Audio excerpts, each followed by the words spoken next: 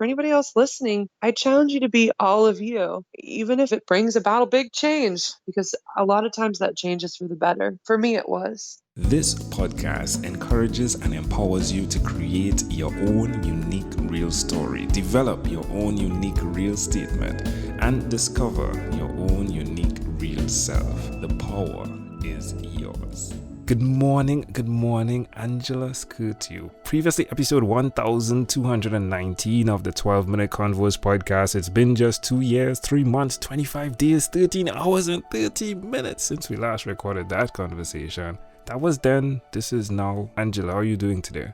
I'm doing great. How are you? I am as excellent as can be. Thanks for asking. The last time we spoke, sex was the conversation, right? Of course, you had the podcast about sex podcast. And, we were defining marriage therapists and sex therapists, right? And how things go there. How have things evolved? What's new? What's going on? I mean, a lot of things are going on. I've got the podcast. I've been doing a YouTube channel too.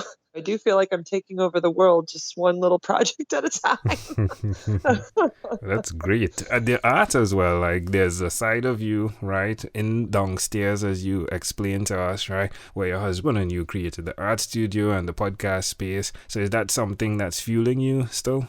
Well, actually, it is very different now because I've actually divorced my husband. So that's a new thing. And actually, it's interesting. So we started that podcast together, and now he's not a part of it anymore. But we're still decent. I won't say we're besties, but we're not enemies either. He's not coming on the podcast, though. No, he's not coming on the podcast. Like I said, we're not besties, but we're okay. We're doing good for our kid, Yeah, so open that up for us. Like, you're the person that's helping people with marriage, and your marriage is split.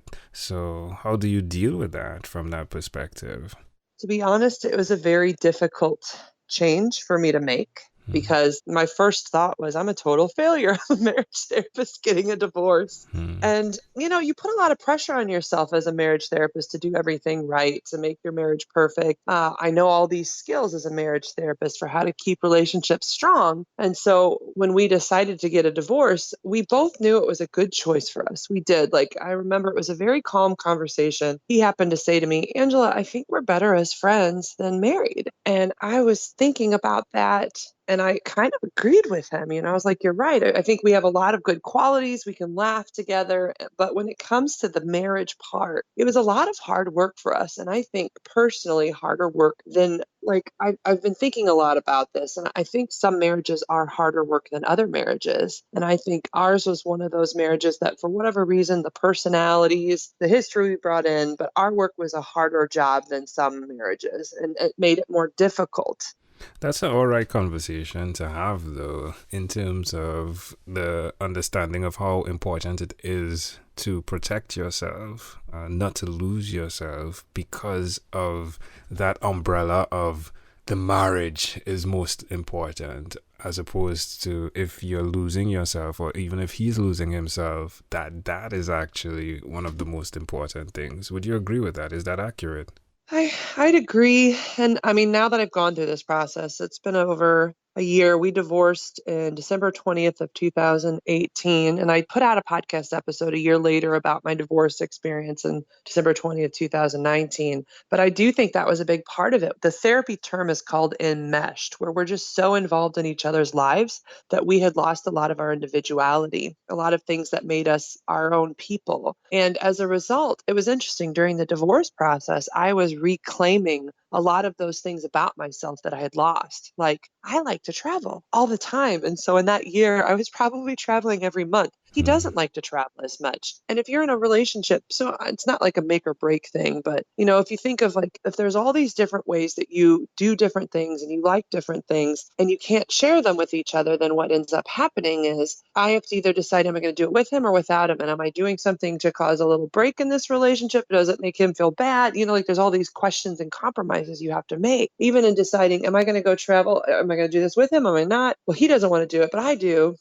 So to your point, I do. I think there were a lot of things that we each lost in ourselves. And in the divorce, we were able to take some of that stuff back. But it is very hard for people to make the decision because there's still, it's not just you two, like there was our child and our families, they become entwined. And so that became part of the conversation too, is how do we do this in a way and still be respectful of each other, still do good for our daughter, but not, just destroy this unit essentially, because we're going to be in each other's lives forever. Now, your daughter, when we spoke, you said she was 2.5 years, so that puts her around 5, yeah? So she's just about 5. She will be 5 in February 13th. It also expands your knowledge base from experience as to what this type of relationship looks like. Or were you going to train for that? Because training has been a huge part of what you've done, right? Like you've done Yes. everything that's necessary to be a master at your craft. So what is the plan going forward with your daughter? Well, for her, we've got it split custody and we work really hard. I say that the divorce got rid of all the hard parts and it kept the one good part we had, which is our parenting. We both are very similar in the way that we parent and we have very similar value systems. But also, I was just thinking about this last night, and we both came from divorced parents, both my husband and I. And we both had the experience of one parent having sole primary custody and not having a lot of access to the other parent. For me, I was raised by my father, and I was only allowed to see my mother one Saturday every other weekend, and I wasn't even allowed to call her during the time when I wasn't around her. It was very heartbreaking, and I felt very abandoned by that. And it was the courts that made that decision, and the flip was for him. He was raised by his mother, but he wasn't able to see his father at times, and he had that same sense of like that's wrong, like I need to be able to talk to my dad. And so what's interesting about that is I think we bring that into our co-parenting relationship with our daughter, that sense of we're never keeping her from the other parent. So even though there's nights like tonight's a night where he has her, but I call her or I'll Skype her and do a video call so she can see me. And we give her words to communicate if she misses one of us or she feels scared or if she's in a new house. She's still a child moving from house to house. So we try to communicate it's okay to miss your dad. It's okay to talk to either of us. It's okay to ask for us, say, I miss my mommy or I miss my daddy. I want to talk. And I think it's really helped her with this transition because she has access to both of us at all times, even if we aren't in the same household. The power of a voice speaks true from the perspective of you ensuring that your voice is one that you can use, more so that your daughter can use, right? Right through, there's an empowerment of voice. How do you train yourself to listen to the voice that says the right thing to do in the midst of everything? Well, that is a really hard thing because I don't know if there's always an easy right thing to do in every situation. Like thinking of that voice, I was thinking about the holidays and we had the conversation about should we share the holidays? Should we not share the holidays? I've started moving on and I have a new partner now. living with a new person.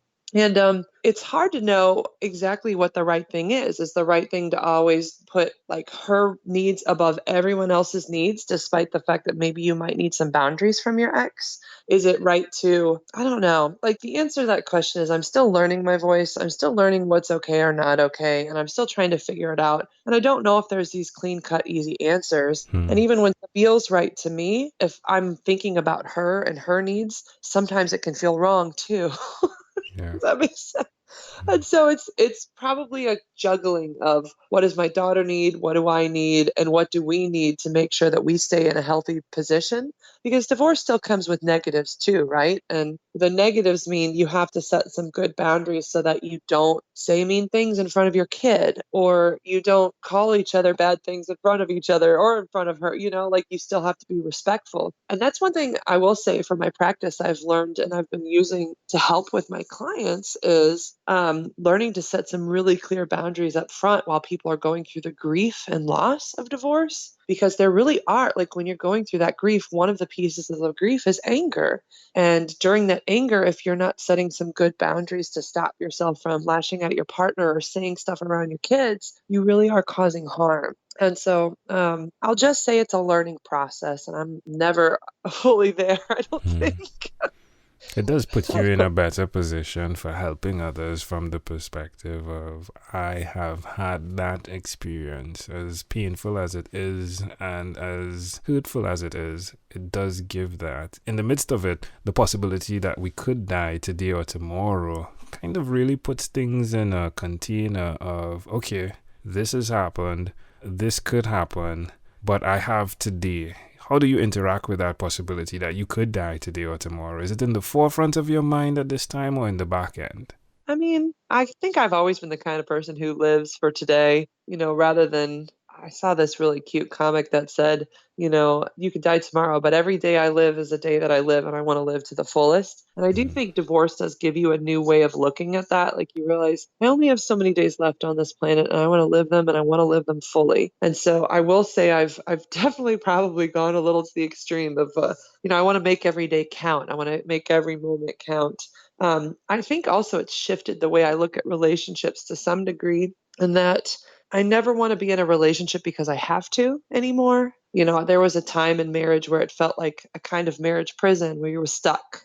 And I never want to be in a relationship where I feel stuck anymore. I want to be in a relationship where I am choosing to be there and I'm choosing to be there every day. And so it's just interesting because I think that's even a link to what you just asked of like, how do you like live every day for the moment, or think of like tomorrow's a day I could die. Well, that means then today, if I'm not in this relationship because I want it and I'm getting everything out of it that I need to be a happy person, then I don't want it anymore.